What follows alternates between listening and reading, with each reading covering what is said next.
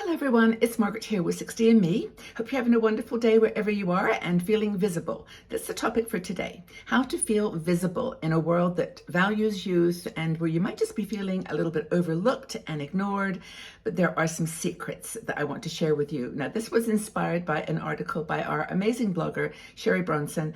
I know Sherry personally. I've met her. She lived in Bali for many years and I visited her and we became friends, and I really love her writing style. So go check out her article and I'll talk a little bit about what she reveals as the 3 secrets that you can use or utilize in order to be seen after 60. Okay, now we've all had the experience. We've all had the feeling that we were being ignored, that we were being passed over, whether it's just waiting for a table at a restaurant or just in general out in the world. But, it doesn't have to be that way. Now, we have written lots of articles and stories about invisibility, and I am a firm believer that there is a on-off switch that we can use that is just super helpful, because sometimes it's great to be invisible. This is just my point of view.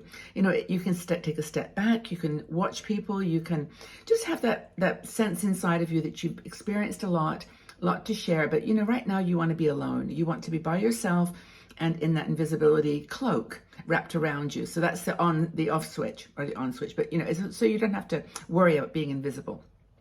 Switch it on. It's the on switch. If you want to switch it off though, if you want to be seen and visible and accepted in the world, these are some ideas. Now, why do people feel this way?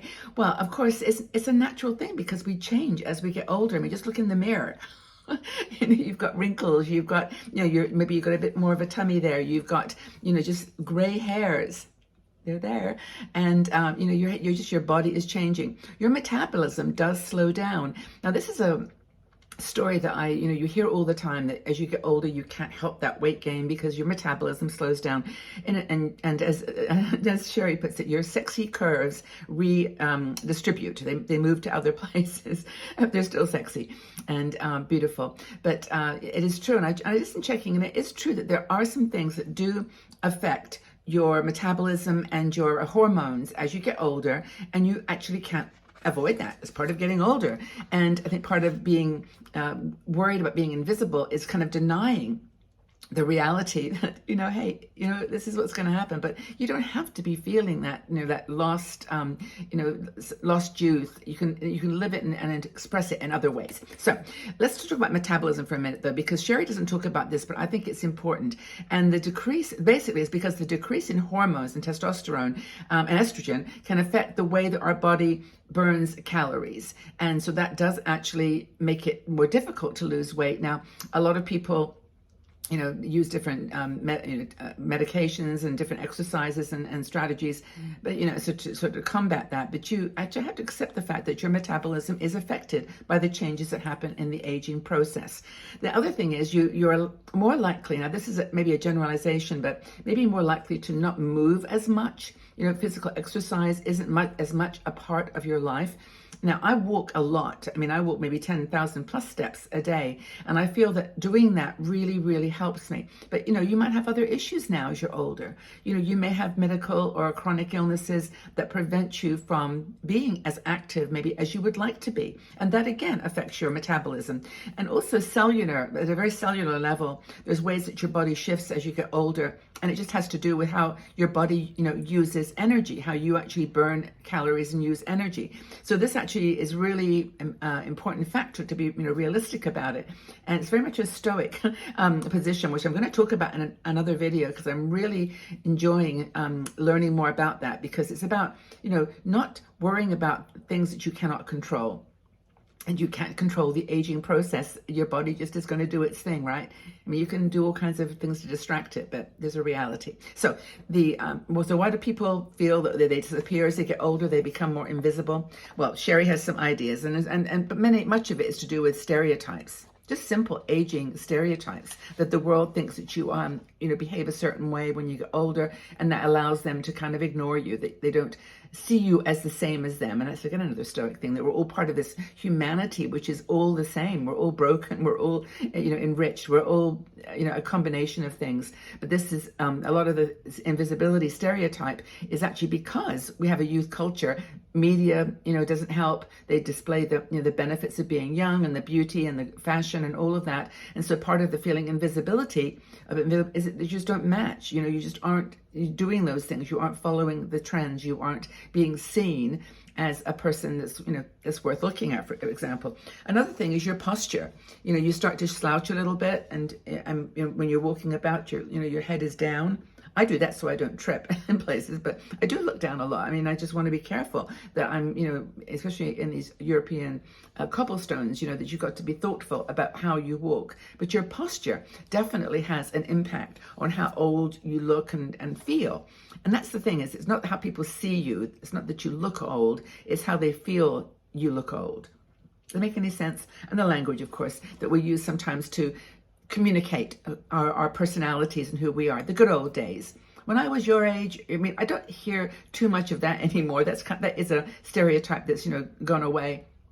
But there is this habit to talk about your illnesses or things that you're going through, and it's part of your acceptance of aging. But in doing that, we make ourselves invisible to people who don't really either understand it or want to talk about it. They want to see other things in you. And those are in the secrets that I'm going to share with you in a second, because those are part of the things you can do to not be so visibly invisible to people, to others.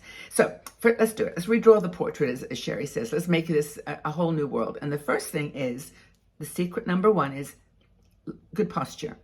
Good posture, what did she say? 30 pounds off and 20 pounds lighter, even if you don't, younger, even if you don't actually do anything, if you don't lose weight, for example, it makes you look thinner and straighter and not so, hunched over and paunched, but it also makes you feel and walk with attitude. And that's another secret is, this attitude that you are not an old person, an old woman. You are you, and you've got things to offer. So that's the second secret. Walk like you're going somewhere. That's the secret number two. Walk as if you have intention, and talk like you have something, that what's happening. You're up with the news. You're up with the cultural shifts that are going on in our world, the lifestyle changes, and that you ask questions to people, that you are interested, like you want to understand. Just like walk and talk like you know where you're going, that you are doing something meaningful. And I think just having that curiosity, which I talk about a lot, and that engagement with other people, genuine engagement, where you just really do want to understand what they're going through and what their lives are like. That's really, really a powerful thing. And the secret number three is to look in the mirror and practice a pleasant face. I actually do this every morning. I get up in the morning and I look in the mirror and it's like, hi, who are you? Like, do I remember it? And of course, hi. And so, you look at today, it's okay. Your hair is still there. You've got eyebrows still. You've got, put on some makeup. I mean, that's my answer to just enhance those little edges that you think are a bit, not quite like I used to see when I looked in the mirror. But, I think the secret is to, as Sherry says, to walk around and look as though you're interesting. Look as though you've got something in your heart and in your mind that says, I'm 65 years old. I've been around. I've lived. I've got interesting things to share with you. Maybe wink. But I'm real. I'm an experienced woman. I've got wisdom and understanding. I've got perspective. That's a really good one too. And make yourself interesting to people. Like, what's she doing?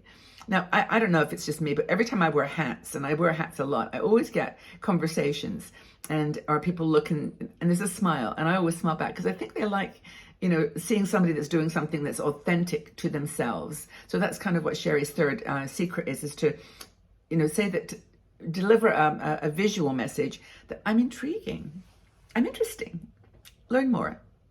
Not like it's just a psychological thing that you can do to trick your mind and trick other people. So these adjustments, as Sherry reminds us, cost nothing. You can do this free of charge. You don't have to buy any clothes, do any sort of physical or mental gymnastics. You just know that this is you, and you don't have to do anything to persuade someone. You just are, and in doing that, you become more visible to them. So let's talk. Who's gone through a situation recently where they have felt invisible?